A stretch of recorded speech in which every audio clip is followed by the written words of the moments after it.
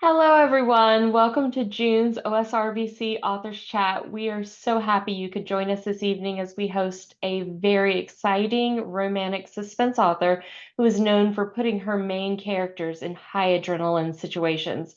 Joining us tonight to chat about the first book in her Agents Irish and Whiskey series, Single Malt, is the delightful Layla Reyne. Hi Welcome, there. Layla.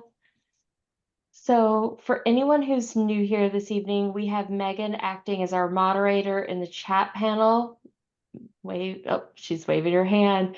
We do ask that everyone keeps themselves on mute throughout the evening to aid in our recording quality, and that if you have questions, to please submit them in the chat panel. We'll be checking in with Megan throughout the night for her to ask your questions to Layla. And with that, let's get things started. We always like to kick things off with some icebreaker questions. These are just some fun things to warm up with as people are still joining and getting settled before we start talking about single malt. And with that, I'm going to hand it over to Ozma for the first question. Hi. If you had to pick any favorite main character in a romance book to be your either book boyfriend or book girlfriend, who would it be? I would probably pick Saint from Garrett Lee's Rebel King series. I don't know if any of y'all have read it. They're fantastic. Okay, yeah. I mean, and I love Saint. I loved him since he came on the page. It was just fantastic. So I'd probably pick him or Mel from my own series. So, Mel's just she's awesome and she kind of rules the whole world and so I love her. Okay. So we ask all our visiting authors this after the topic came up in one of our very first guest books. Do you have a chocolate drawer? I don't. I am not a chocolate fiend, actually. I like it sparingly, but I was that kid who didn't eat it very much when I was little, right? I studied abroad, at which point I had good chocolate. And then I started to like chocolate, but not to the extent that I would have a drawer of it. So I'm more a cupcake, like that kind of cakey sweet person. So, if you could have a meal with any author from the past, who would it be? I don't know, I thought about that and I can't name it. Like there are more current authors I would go have Well, then go who's the have current author? meals with. There's definitely folks who I have not had a chance to meet before, particularly some of the European authors like Garrett Lee, who I've worked with on covers, who I think is just an amazing author, and would love to like hang out. Lily Morton also, who's overseas. I think it's pretty those and like even readers who are over there, who I've known for a long time, but you don't get to see very often. So, if you were a shapeshifter, what would your animal form be? Crow. Um, I love them already. I had a pet crow when I was a kid. My grandfather would kind of rescue them if they were off the nest and no mother had come back to get them. So I just always had them around and tend to feed them wherever we're at. So So, if you had to be trapped in a house with five other authors, a hostage retreat, a writer's retreat of sorts, who would you pick?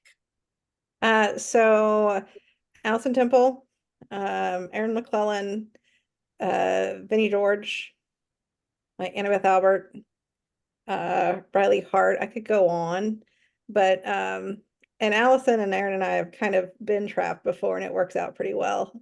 So we're used to that, but that would kind of be the crew. That sounds like a fun crew. Yeah, yeah. So, do you remember the first romance novel you read or the one that got you hooked on romance? Yeah, both actually. The first I probably read was a copy of my grandmother's Danielle Steele's Daddy, which I shouldn't have been reading at the age I was reading. Um, and then I don't think I really went back to it until I used to write fan fiction. That's how I got into writing. Particularly I wrote X-Files fan fiction, kind of got away from writing for a while and came back into writing through Vampire Diaries, and I had several friends who were big Kristen Ashley and Nalini Singh fans at the time. And so I remember someone was like, here's a copy of Dream Man, have fun. And thus began, and that's not even the first one, right? So like I read KA out of order, but that's probably what started it. And then so I was like, well, you like X-Files, right? And you like Vampire Diaries. Here's a Nalini Singh book. Again, have fun. And then I got lost for a couple weeks in the into that whole series. But it was great. What book are you most excited about reading this summer? Yeah, it actually comes out on Thursday. I can't wait. So there's a series by Ella Frank and Brooke Blaine called The Park Avenue Princes, which I have been binging for a couple months, and they've been building this couple. We're down to the second to the last book. Travis and Caleb's book, which is Salacious Park Avenue Prince, comes out on Thursday. Enemies to love, well, probably lovers to enemies to lovers. And just there's a whole, like, the tension's been building the entire series. So I'm excited to read that. As soon as that drops, I will be reading that. It is so awesome to have something that you've been anticipating for a long time to come out. So They've been coming pretty fast, and I think I picked up at book 3 or 4. So I had a bit of a binge. But then yeah, now this one's like, come on, let's go. Yeah, that's awesome. So well, enjoy. thank All you. right. Okay, well, time to transition into what everyone came here to talk about, single malt. Yeah. So you have a strong theme with both your title, single malt, and your agent's nicknames, Irish and whiskey. Is it safe to say you're a whiskey fan? And if so, do you have a favorite type? And are you the resident expert on the topic in your friend group? Um, yes, I'm a fan. Favorite type is rye. I'm a rye girl. Um, Particularly, I love Boss Hog, which is also the high-end whistle pick if I can get a hold of it. And then I like the Mictors, I like Angel's Envy, all kinds, like, generally I like the ryes. No, my husband's the expert. I try, but he knows way more than I do in this department. So, What made you decide to make Aiden Irish and then not have him drink Irish whiskey? not conscious. It was not a conscious decision, and I've had readers point that out to me before. And I just literally never thought about it. It was a Scotch guy because it was single malt, right? And so that's in the first lines of the book as he goes for Macallan at the top of his cabinet. And so it just kind of stuck that that was his deal. Though I think he does have some makers at the end of the book. So like, but yeah, no, it's not intentional. It just happened that way. So So, as an author, do you fan cast your books? And if so, who do you see playing Aiden and Jamie? it's sometimes yes, sometimes no. Um, Aiden at first, Gabriel mocked from Suits, but that's what I was watching at the time. Jamie's a little bit harder, pick a Hemsworth, like someone tall. Um, I've been fortunate to have in a lot of things, since Fog City on, I had the photos first, and so I could write the characters to the photos. These were recently reverted, and I got to do the covers again. So who you see on the covers is pretty much it. I thought it was going to be a struggle to find them, but when we found them, it was like, yeah, that's it. Right. So, Do you have any law enforcement background? If not, what drew you to writing about FBI agents and why the FBI versus another alphabet soup agency? yeah. So, I am an attorney, not in criminal, but do have some background in it and know folks in it. Um, what drew me though was the X-Files. I mean, that was what I had started writing long ago, and that's what I came back to. I liked the suspense, right? The plot, the mysteries. And so it's a framework within which to work with those themes. And that's just kind of the way, that's settled for me, is like I said, being a good framework. And then I probably started there because to some extent that's what I knew, and then grew, right? Like there are now there's an ATF agent in the world. There's federal prosecutors within the world. There are other FBI offices. There's LEGATs, which are technically FBI folks who work overseas, working with other departments. Um, there may be CIO folks on the way. So stay tuned. Okay. Well, we want to pause here and check in with Megan and see if there's any questions specific to single malt in the chat right now before we start talking a bit more broadly about the series and your writing process in general. Megan, I'll let you mind the chat. And then since we have a really small group, we might open up the mic as well. So, Yeah, so nothing in the chat yet. But we'll be checking, at least at the very least, checking in with me a couple more times. So yeah, if you do have anything else, you can, like, any questions while we're going on, definitely throw it in the chat. okay. And guys, since we are a small group, if you do have a question specifically about single malt right now, let us know and we'll let you just ask the question right now.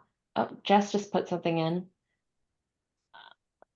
Uh, It is. He is. That's Jamie. That's right.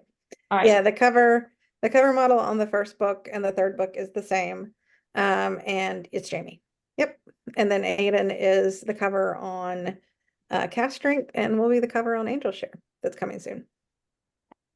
So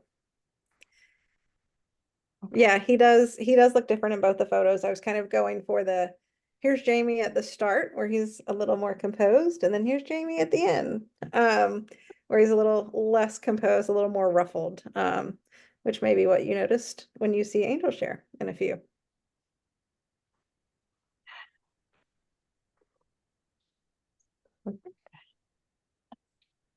Oh, Jess, you're funny. Okay. All right. So I guess we will move on. All right. So Agents Irish and Whiskey is becoming a longer series. Is it more challenging to continue writing stories with the same main characters as a couple? And do you have to look at things like how you handle third act conflicts differently when you know your characters' arcs are carrying over multiple books? Yeah. So with Angel Share, that'll be 5 for Irish and Whiskey. 4 of them being Irish and Whiskey's book and 1 being Mel and Danny. Trilogies is what I love to write. It is what I love to read. And even longer series. I'm okay with that because I grew up on TV before I grew up on books. And episodic television, and being a soap opera, which, I was with my grandma at age 3 in front of the television. Or, shows like The X-Files that went on for multiple seasons, or Castle, for instance, where you're seeing the relationship develop over seasons. And taking a lot of cues from that as to your question about how to structure conflict and the third act shifts or any of that kind of stuff. I probably take my cues more from television of how does it look at the end of a season, right? And that's kind of how I do the turns in books with multiple characters. But I do kind of plot them in series form first and then break it down into chunks as to where it needs to be. So as a writer, do you see yourself as more of a pantser or plotter? And does the nature of the suspenseful plot over multiple books lend itself to having to plot more of the storyline out in advance? Yeah, for sure. And I'm a plotter.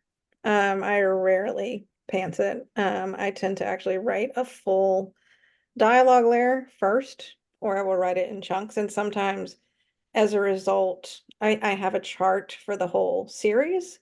sometimes I will even, and I have the books set up in Scrivener for each of the books in the series. So if something comes for a later book, I will go ahead and put it down in the note, knowing that in that project, knowing that I need to get to it, or knowing where this needs to go all in the end, right? As far as who's the big bad, because typically in the first book you maybe get a hint of the big bad, but not the big bad. And so just kind of pulling all of that together. So, but yeah, and the suspense plot definitely makes that, and particularly if there is a big bad over a multiple series, something that you have to be cognizant of as you're working your way through it. So digging a little bit more into the process, what comes to you first when you're thinking about a series? Your characters, and do they tell you your story, or do you have a story idea and then you have to come up with the characters that are going to be able to fit into that story? It's a toss-up for me. With Irish and Whiskey, the story came first. I had the nugget of the idea about, particularly for single malt, right? About the biohack, at a BSL-4. And I can't even tell you where that came from, but and that I wanted to do a hacker because I was in Silicon Valley and things heard. And so, and then that I wanted to do like that kind of mystery over multiple series. And then kind of Jamie and Aiden just fit in, right? They were the right match for that.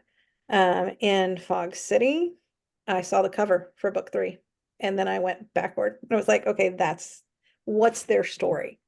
So in that case, it was characters to an extent, and I figured out who those characters were first, and then went back and did more of the story, right? In Perfect Play, I think it was more the story, a little bit of both, because Marsh had started showing up at the end of Fog City, and it was like, well, what's his story? So character in that one, and then he said a line in What We May Be.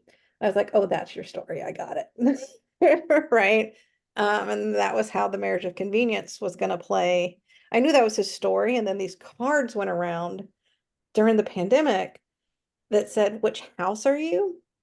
Based on these tropes. And that one, it was number 2, and I'd done everything in that house but Marriage of Convenience. So I was like, okay, fine, we're gonna do that now. So then that's how that one came about, right? So each one's a little different for me. So can you talk about the kind of research you do for your books? Yeah. I have the FBI org chart saved. And so when I didn't do that, I did an urban fantasy recently. It was the most lovely thing because I didn't have to keep looking at the chart. Trying to keep all of that straight. A lot of research on that, what's the chain of command in various things. Ask folks if you need to. A lot of internet digging, basically. With single malt, we happened to know someone who had worked in a BSL-4. And so there were things like that, and folks in the family who are scientists. And so I got, to ping and be like, hey, can you answer this? Would this happen? So that was pretty cool. So using whatever's at your disposal, basically. So you wrote Tequila Sunrise about Mel and Danny. Yep. How do you decide when and if you're going to give side characters their own story? I don't decide it, they decide it. I wish I had control. See Nick. Nick's my favorite character. And so that I've written. And it was so funny because he starts out as a romantic foil for Jamie and Aiden. And he's in book 2, and then he shows up and I'm like, I kind of like Kim a lot. And then he's got Sparks on the page with Cam. And it's like, guess they're getting a series now, right? So I wish I had control over it. But they just kind of get loud. There's a particular character that's been very loud for a long time that I know everyone wants, and his story is coming eventually. So So, as you have developed as a writer, have you developed any preferences for point of view and tense that you enjoy telling your stories in? Yeah, I'm a third POV writer. I particularly tried something recently and did, I don't know, about a third of it in first. Because that's, I mean, a lot of what I read is first. I understand that's what's popular. But it's not my natural voice. I can try to, when I write, it feels a lot like navel gazing, and I'm just like, this is not for me. Also, I like to hide the ball. And that's kind of to Jess's question. Um, I don't want you to necessarily, I love unreliable narrator. I find that to be a fantastic device.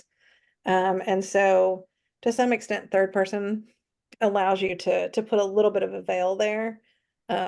If you read Fog City, you'll understand particularly what I mean with how that worked.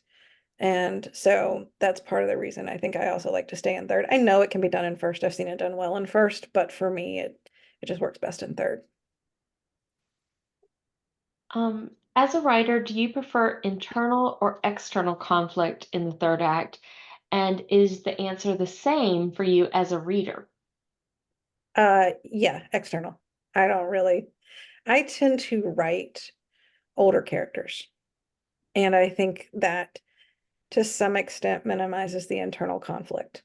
At 45, you're just not, you're the miscommunication, there's no time. So those kinds of tropes that I think are the life of a 20-year-old aren't as prevalent in a 45-year-old's life. And so I think that means the external conflict tends to drive things a little bit more. And it's working, it's the conflict is not so much conflict as working together to figure out what the solution is for whatever internal conflict that external creates, right? And so that's far more enjoyable to me, generally also as a reader too. Now, not to say I don't read the more 20-year-olds sometimes and want to scream, but you know, I'm not a third act breakup person. I don't love it. I see where it is useful at times. I'm not going to say I'll never read it, but I would rather the characters kind of move on and figure it out and act like adults.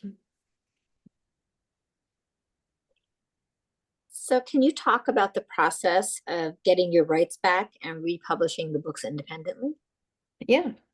So everyone's contract's different. Mine came to the time where I could request them back. I really wanted to for Irish and Whiskey because they had not been in print before. And there were a lot of folks who really wanted them in print. So for me, that was really important to get them back, to get the covers. I was able to, it's funny, I thought I was just going to do a little bit of cleanup edits, like remove the reference to a plasma television, as those are, that severely dates your work. And so wanted to do a couple of those cleanup things. And then as I was reading through, it's like, oh, I would love another scene here. And particularly through the rewrites, there's a scene, at least in each of them, where Aiden goes to his late husband's grave. The me of 5 or 6 years ago, the writer wouldn't have done that because it was a little, I definitely wrote go, go, go, and not enough time for the readers to catch their breath or for the characters to catch their breath. And I feel like that's something, as having written now since 2015, that I do better, I hope. And most of those scenes that were inserted are those kind of scenes. They're not necessarily going to affect the plot. Like if you don't read the new versions, you're fine. But I felt like the characters and the readers who are new to the series would like those breaths. So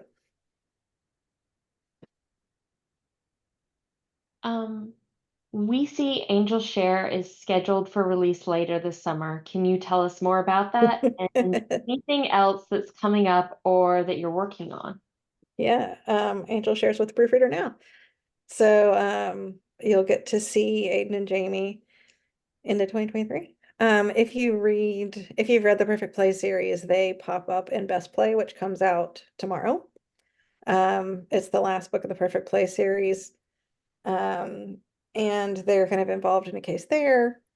There's a little bit of connection to what occurs in Angel Share. And then I will say it's about loose ends, that there are some loose ends that need to be tied up that were not necessarily tied up in the original trilogy. And, the past has a way of coming back to bite Aiden in the arse. And so he's gotta do some things, and Jamie's there to help support him. Okay. So, are you going to be doing any conferences at the end of this year or early next year? I am done for this year, I believe. Early next year, there's a Read the Rainbow signing in Maryland that I'll be at, and then I'll be doing Queers and Quills in Portland. So the first one of those.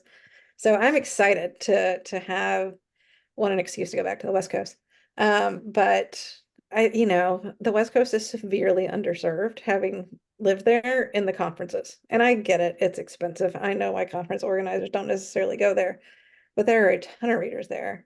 And at least for queer romance, it tends to be a bit of a safer space. So very happy to see that there. And I have a food list that I cannot wait to start checking things off as a foodie. Awesome. Okay. So, Layla, we're going to move back to fun questions to wrap up the evening. But before we Yeah, do sure. that, we're going to touch back with Megan and go through the questions that are in the chat panel. And out of the corner of my eye, that chat panel's been moving. So I think stuff Yeah. over there. So Megan, Quite a few. turn it over to you. Yep, we have a couple for sure. So first of all, from Jess, I didn't see it coming who the secret bad guys were when I started book 1 and met them along the way. How do you figure out how much to hint along the way without giving it away for folks who haven't read all 3 books, of course? Yeah, no, it's a balance for how to give away. And even within a book, it's a balance. And I tend to, on my first drafts, not give enough breadcrumbs. That is something usually editors have to tell me to go back and do. That I feel like I hope I've gotten a little bit better about that, because it's a conscious thing now that I know I need to do them.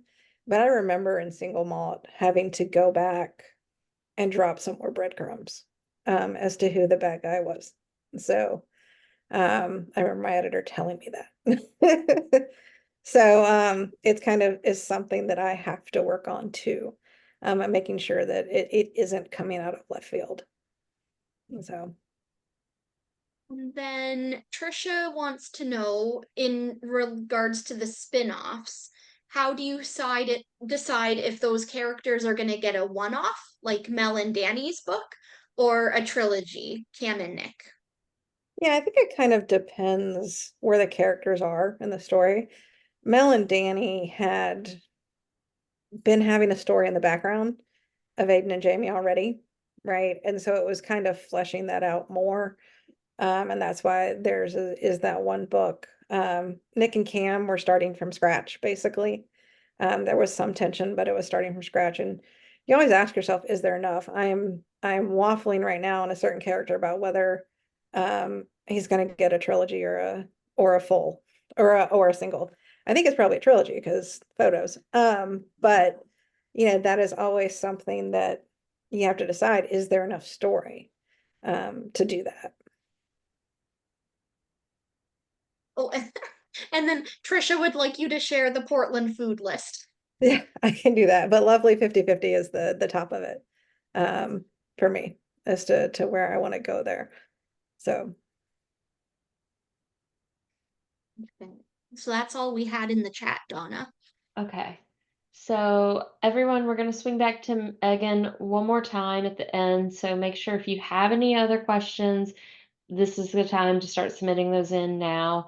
And then Layla, these last questions are what we call rapid fire, and they are yeah, just what they sound like, quick round robin style, whatever pops in your head, just say it and we move on to the next one. And with okay. that, what is your favorite liquid fuel while writing? Iced coffee. If you could have one streaming service, which would it be? Probably the Netflix, because I need The Witcher. All right, early bird or night owl? Night Owl. Paper, or audio? Ebook with audio close second. All right, best escape, winter mountain getaway or warm island hideaway? Yeah, I'm a beach girl.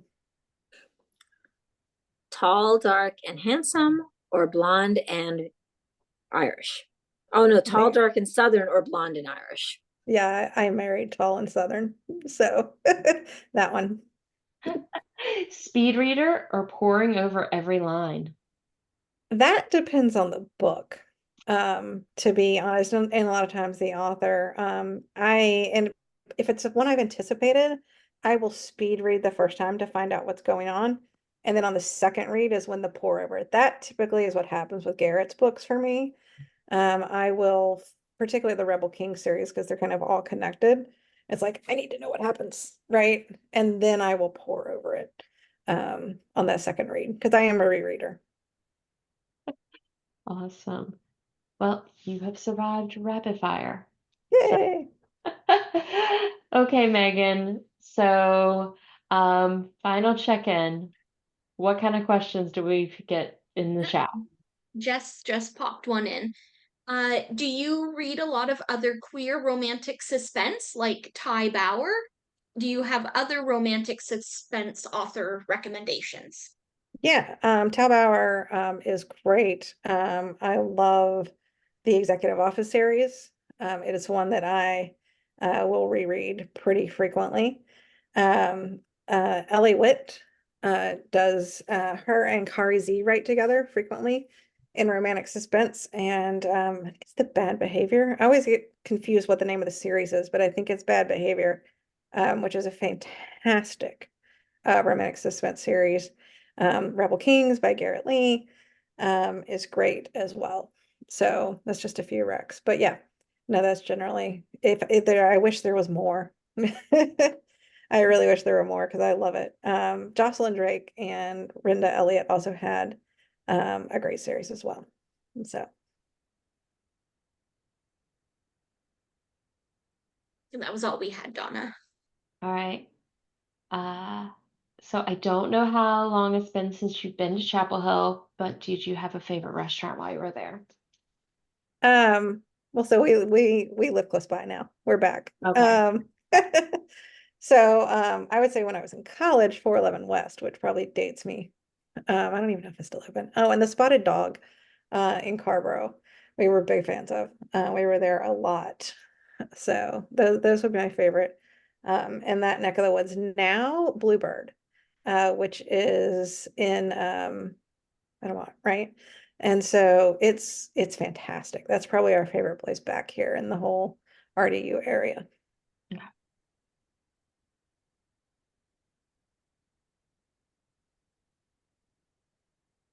So I was just wondering, which of the Nalini Singh books is your favorite? Oh, it is a toss. Well, no, it's not really a toss up. Heart of Obsidian, Caleb's book. So, and that was one of those that I just really wanted to know what the deal was, like what was the story. I don't know. It's a toss up. What's the snow one? The Pack Alpha. Forget the name of it. Him and Sienna or Sierra. It's the age gap one. What am I trying to remember? I can't remember the name. The polar bear? What? No, Yeah, he's a wolf, isn't he? he's a wolf. Oh, Yeah, the wolf. Okay. he's a wolf. It's I in don't the remember his name. She is Sienna. I've read Sienna. that one. I haven't read all of them. I've read to like there and maybe one past that. Yeah, I love that series. And that was the one that I read first, was that series. So, but God, I can't remember his name. That's gonna drive me bananas. I'll go find it. But probably those two were my favorite within that series. And then I have to ask, if you read Shifters, have you read The Honey Badgers by Sherry Lauriston? No, I haven't. But I remember them. I remember everybody talking about those.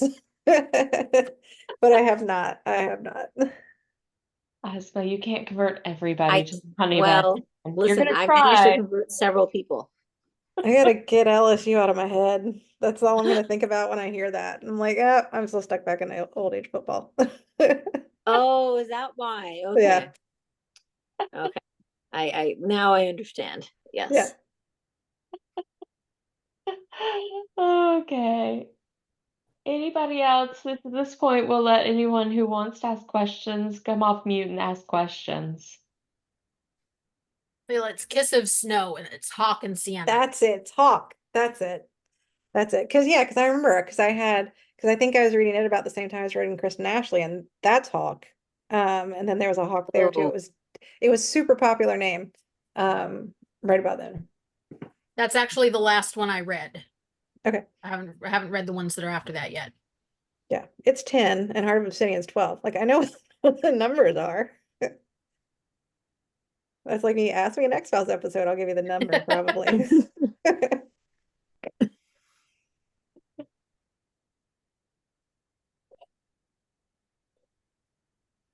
Okay. Any questions? Yeah, I was like, I'm gonna give everybody one more second and then Oh, there was one from Jess. How do I find your audio narrator? So I've had really great luck. I've had Tristan James narrating Southern Romantic Suspense, and that was a request I made with the publisher because I had heard him read Mary Calmay, various other Mary Calmay, also Romantic Suspense. Forgot about that. But so yeah, that was one that as a listener, I wanted him to read my stuff. Like Nick Russo did the Changing Lanes series, which is Olympic swimmers. I love his funny, like he has a good snark voice, and I needed some of that. I think he does really great with new adult in particular.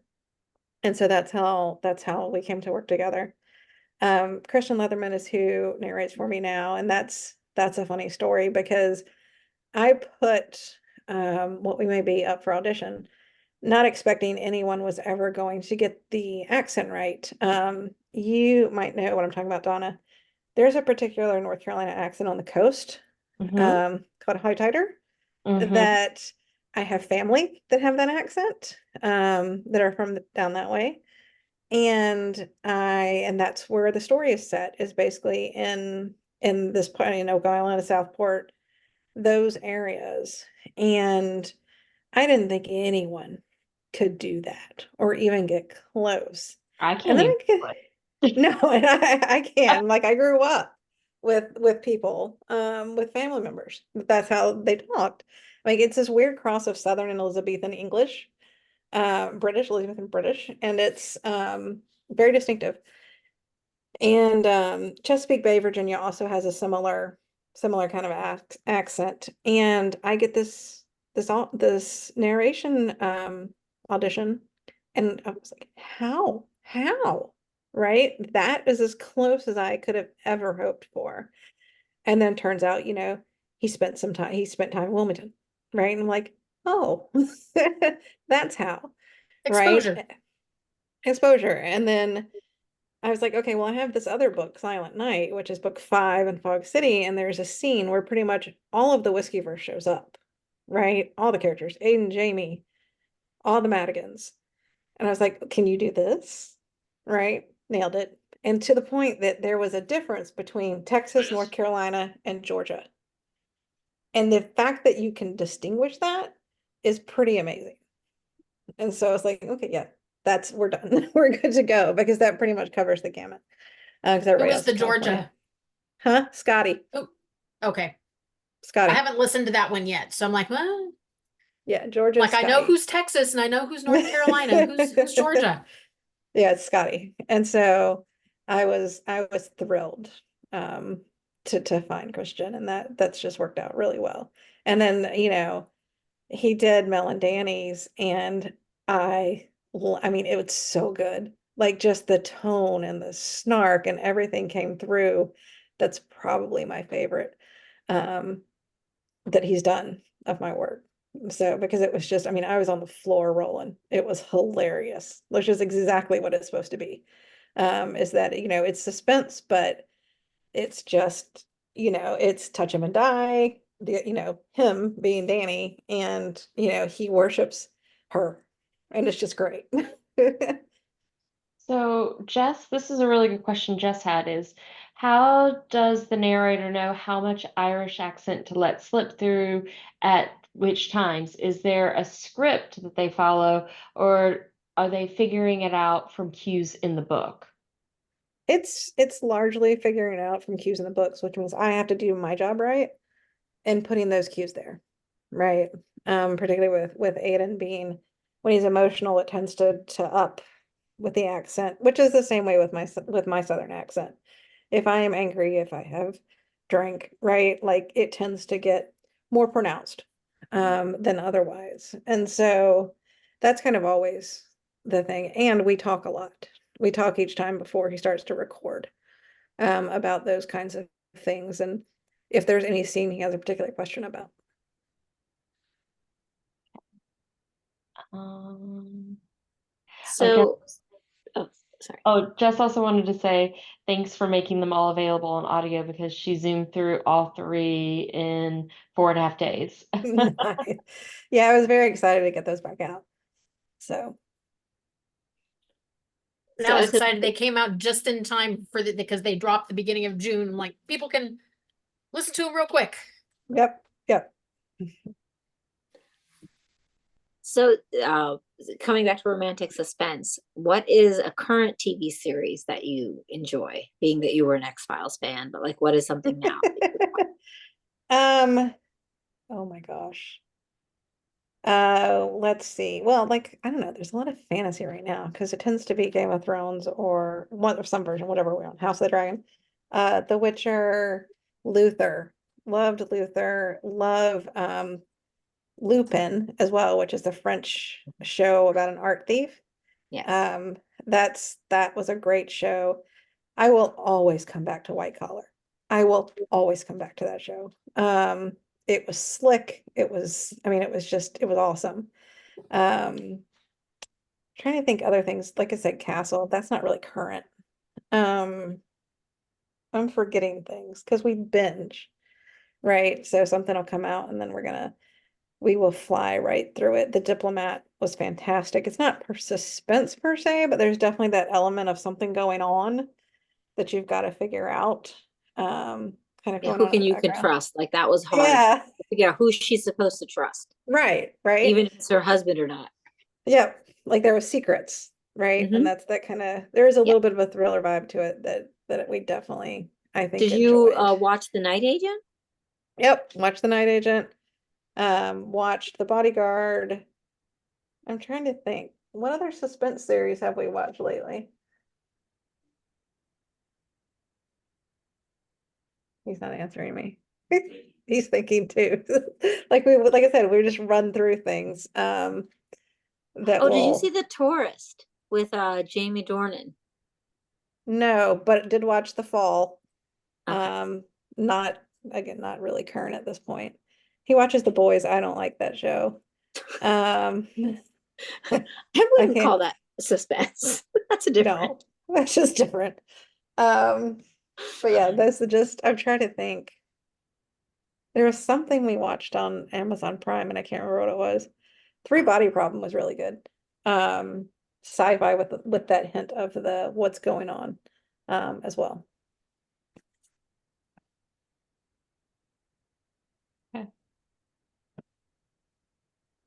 Oh, and I will also watch Suits all day long, again, over and over. Even though like I typically can't watch lawyer shows because they're so wrong. And there's definitely things that are so wrong about that, but the characters are kind of what matters, in that show. And oh yeah, Outer Range was the other thing we watched, recently. So Okay. Well, everyone, I want to thank you for joining us tonight, and thank you, Layla. It's just been sure. a complete joy to spend the evening chatting with you and to spend June reading Single Malt. Yeah, We had a blast, so good, thank you, good. I'm glad y'all enjoyed. and thank you for giving us your evening. We really Yeah, do appreciate it. So, sure. um, thank you. Thanks And for having me. couple announcements before we close out tonight. Next week, June 1st, we're not going to be meeting due to the holiday week. And when we return on June 8th, we're going to be discussing beach and summer reads for the remainder of the month on our Monday nights. Or sorry, July. Thank you, Jess. Now I know how sleep deprived I am. I just let it out. Yeah. Thought I was holding it together, but I That's okay. obviously am not. But yeah, so we're going to be spending July discussing beach and summer reads and our favorites. So, and taking a little bit of a break. So, but everyone be safe and have a wonderful holiday. So, thank you guys and have a great evening.